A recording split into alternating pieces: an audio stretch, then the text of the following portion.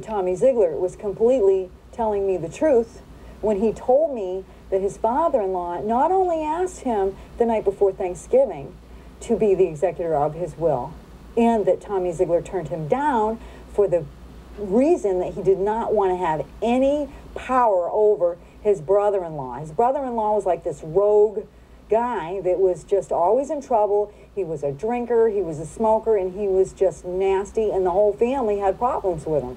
And Tommy hardly knew him, and he didn't want to be involved in any way, so he turned down his father-in-law. And then I found out that not only that, but the day before the murders, when the Edwardses arrived in Orange County, Florida, and they were at Tommy Zeigler's mother's house, Tommy was told by the judge's wife to stop in and make sure you tell your mom about the candy apple recipe for tonight. So Tommy stopped in the store and said, Mrs. Van Adder wants you to know, Mrs. Vandevender wants you to know about the candied apple recipe. And there he saw his in-laws, and they had the will on the breakfast table, and they were with his mother, Mrs. Zeigler Sr. And I said, what did you think then? And he said, I thought, oh, here we go again. Mother is going to make me do this. Mother's going to get together with them, and she's going to be mad that I didn't, provide solace for this man when he's having trouble, and that I'm in a position to help him. And I pretty much knew that right after Christmas dinner, I would be told what it is that I'm doing, and that no matter what, I was going to have this jackass brother-in-law of mine injected into my life and into Eunice's. And I knew she did not want it, and I definitely didn't want it either. So Tommy said that he always felt like that was one of his last, that was one of Tommy's last interactions that he ever had with his father-in-law. And when he got out on bail and he was walking across when Tommy and his cousin Connie were walking across a backyard, when Tommy got out on jail, he told his cousin, I feel so terrible that one of the last interactions I ever had with my father-in-law was turning him down. I turned down his request to help him. And I feel terrible, and it's really, really been bothering me. And she said, well, you didn't know all this was going to happen. So I found out all these things, and it started to point in the direction of Perry Edwards Jr. I couldn't believe it. So then I found newspaper stories that he was in, just a few, and he had talked about how he ran the prison softball camps, which I found fascinating, and that they had intramural prison, and I don't know if they took them from other states or not. I don't know if they participated in intramural in other states. I did find online in some places that they did, which I do have the proof. But he worked with the road, Perry Edwards Jr. worked with the softball teams and the road crews. So in this newspaper story, it said that Perry Edwards Jr. drove to the trial on the very roads that he helps maintain, and he's after the prisoners, and he works them really hard so that they'll be tired at night so they don't get into any trouble. And I just found it fascinating that this guy's on this big control power trip, but his parents don't even want him to be in charge of their will.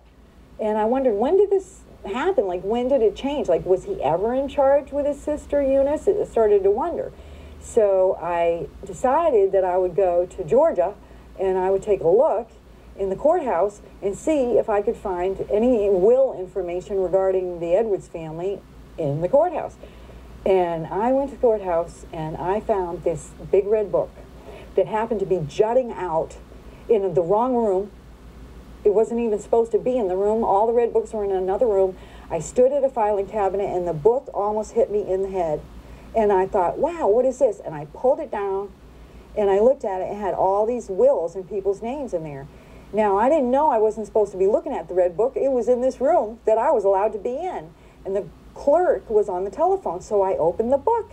And I opened it up to E, and there I saw that Mr. and Mrs. Perry Edwards Sr.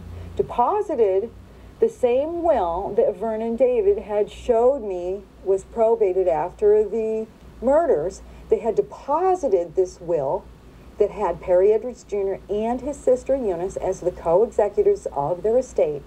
They had deposited in the Colquitt County Courthouse in 1967. And they had left it in the Colquitt County Courthouse all those years, except for August of that very year. They went into the courthouse, Mr. and Mrs. Perry Edwards Jr. went into the Colquitt County Courthouse in August 1975, and they signed this big red will docket book to say, I am taking my will out of here. Why do you take your will out of there? To amend it, and then you bring it back. That's what you do. There's only one problem. They never had a chance to bring their will back. But guess who did bring their will back? These parents were murdered on Christmas Eve. That's December 24th, 1975. This sister, this beautiful sister, Eunice Zeigler, this former kindergarten teacher, was murdered along with her parents. Christmas Eve, 1975. Within just days, on January 7th, 1976, Perry Edwards Jr. brought this will that his parents definitely signed out and never brought back on their own voluntarily. He brought it back to the courthouse.